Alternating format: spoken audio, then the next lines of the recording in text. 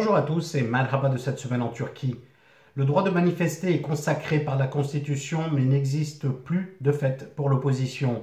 Les femmes, les Kurdes, les opposants, la gauche ou les corps de métier en font les frais régulièrement et se retrouvent face à une violence policière lorsqu'ils tentent de manifester.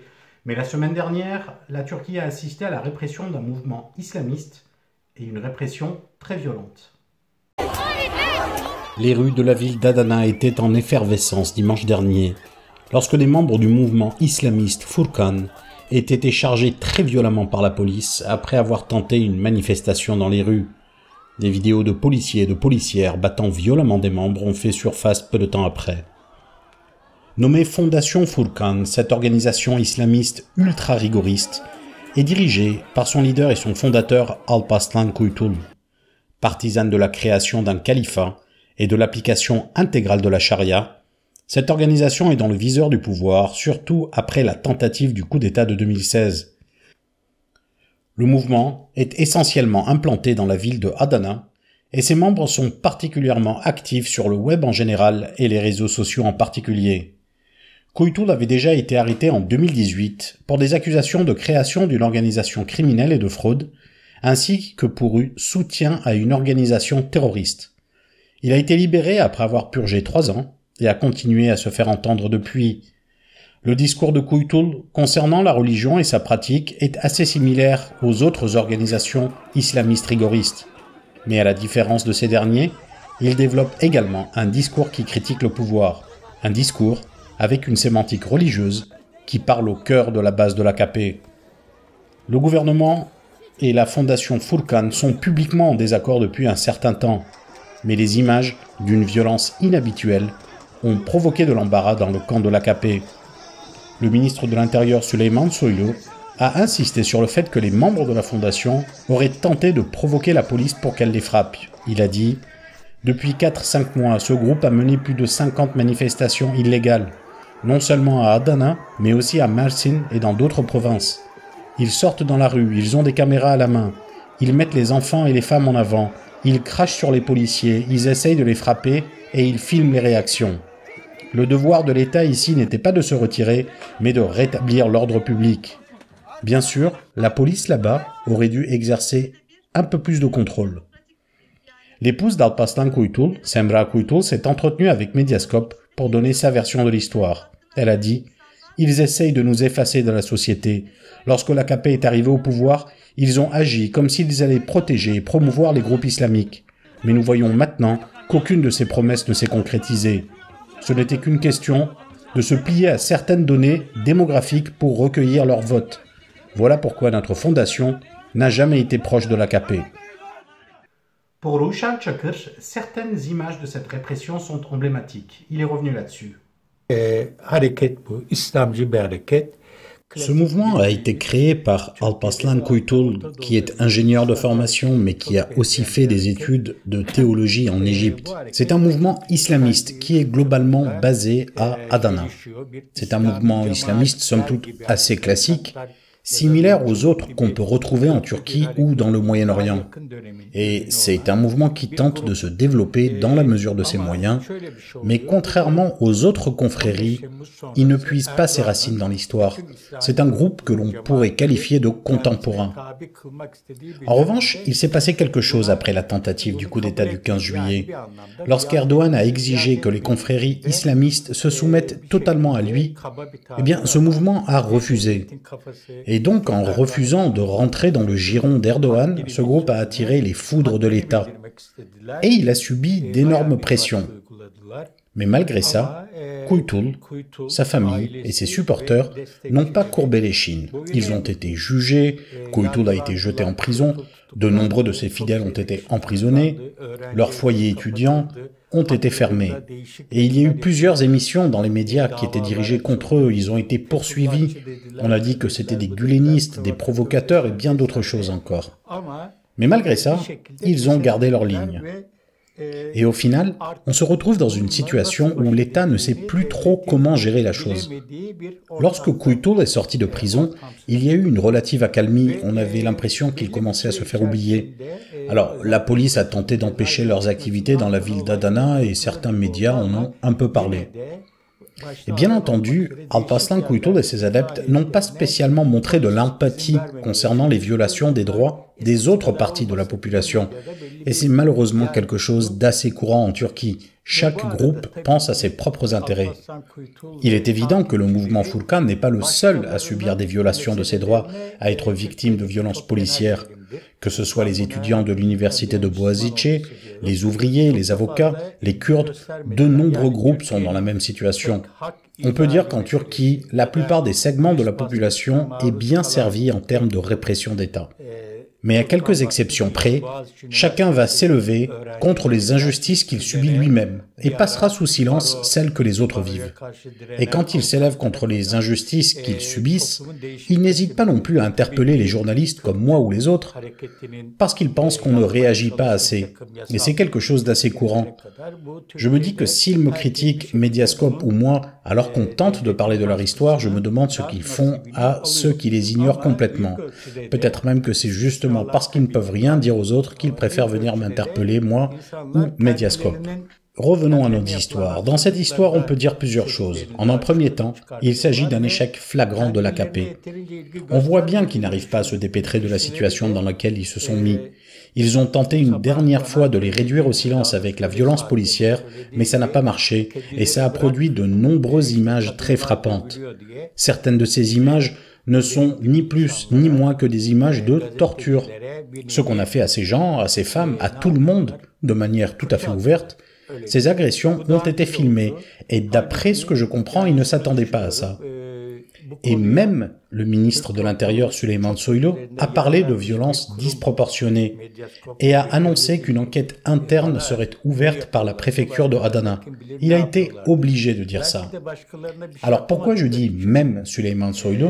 Parce que l'année dernière, ce même Süleyman Soylu était passé à la télévision et avait parlé de la fondation Furkan. Il y avait consacré d'ailleurs pas mal de temps. Il avait dit « Ça fait 4 ans et demi que je suis ministre de l'Intérieur et ça fait 4 ans et demi que je connais cet homme. » Donc il a dit ça en parlant de Kuytul. Il a dit « On s'intéresse à ce qu'il fait. Il s'assied dans les parcs d'Adana et défend tout ce qui est contre la Turquie. » On est face à un profil qui ne fait que mener des activités dirigées contre la Turquie.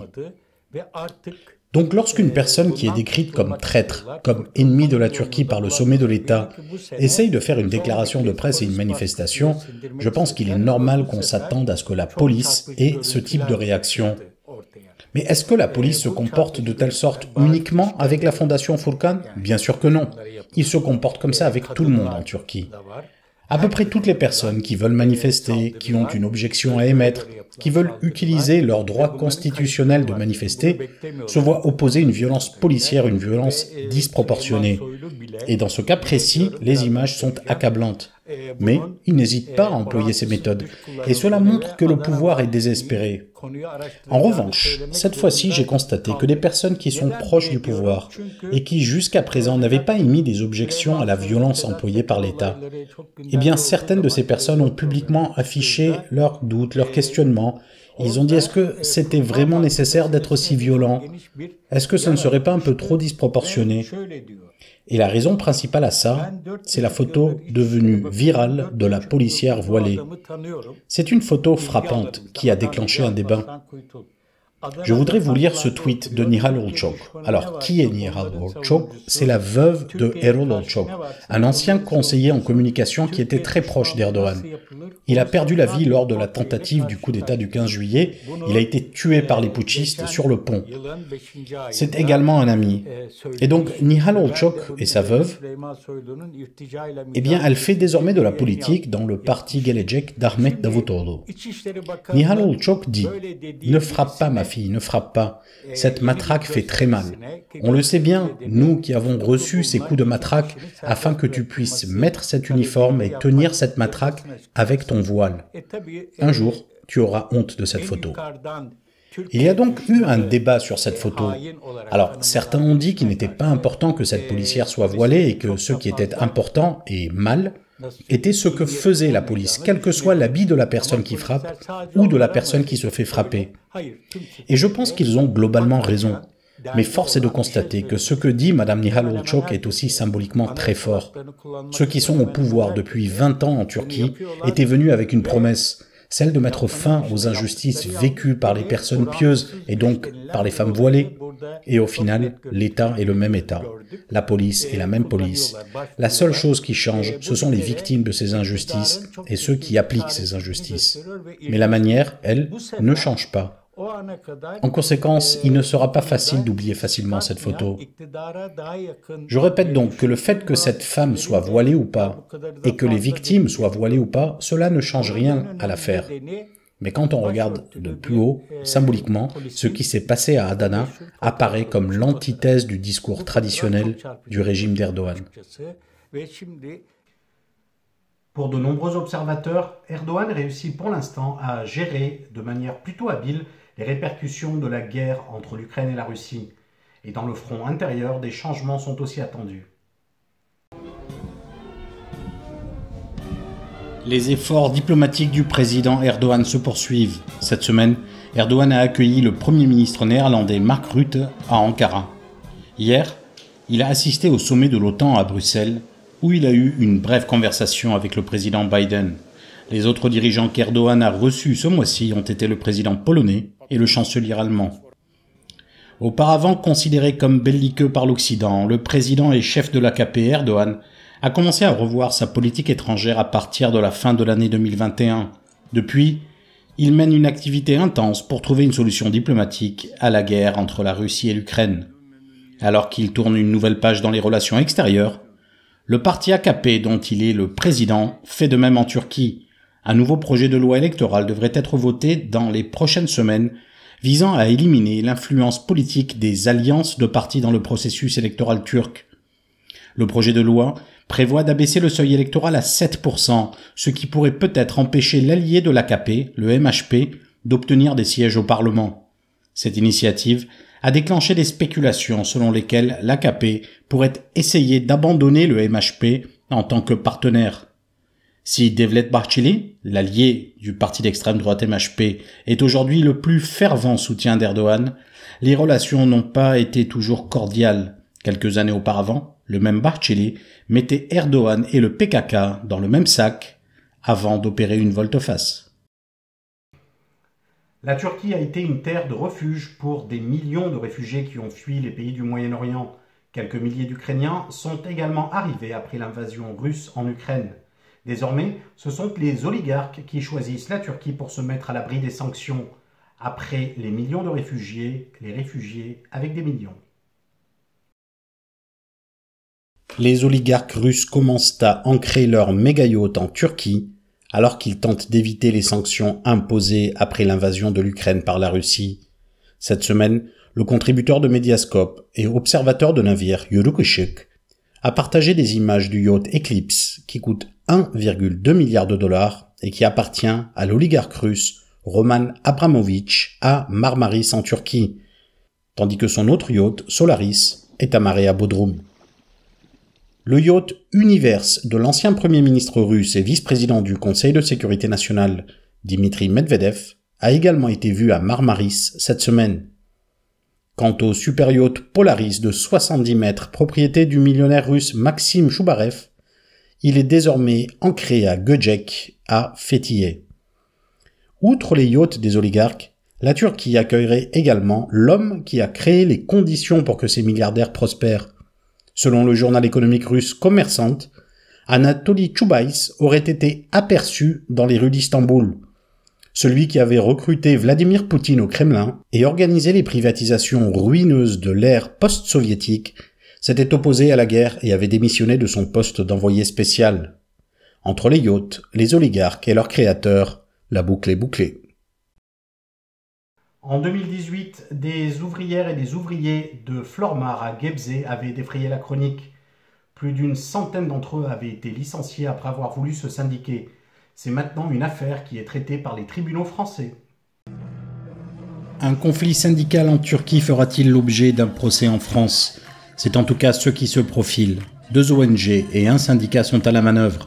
Sherpa, composé de juristes qui luttent pour défendre les populations des crimes économiques, ActionAid, qui vise à promouvoir les droits des travailleuses et travailleurs, se sont associés au syndicat turc Petrolish et à des anciens salariés de l'entreprise Flormar pour assigner Yves Rocher. Ces organisations reprochent à l'entreprise d'avoir manqué à ses obligations issues de la loi sur le devoir de vigilance des sociétés mères en matière de liberté syndicale et de droits fondamentaux des travailleurs. C'est en 2018 à Gebze que l'histoire commence, dans l'usine de cosmétiques de Flormar qui appartient au groupe Yves Rocher.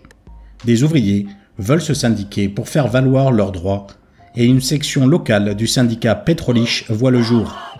Mais la direction licencie les adhérents du syndicat, puis face aux protestations de leurs collègues, opère un licenciement de plus d'une centaine de salariés, essentiellement des femmes. Durant plusieurs mois, les salariés manifestent devant l'entreprise et la lutte est médiatisée en Turquie, mais la direction préfère appeler la police et avoir recours à des sous-traitants. Si ce type de conflit est assez courant en Turquie, une loi votée en 2017 en France pourrait changer la donne.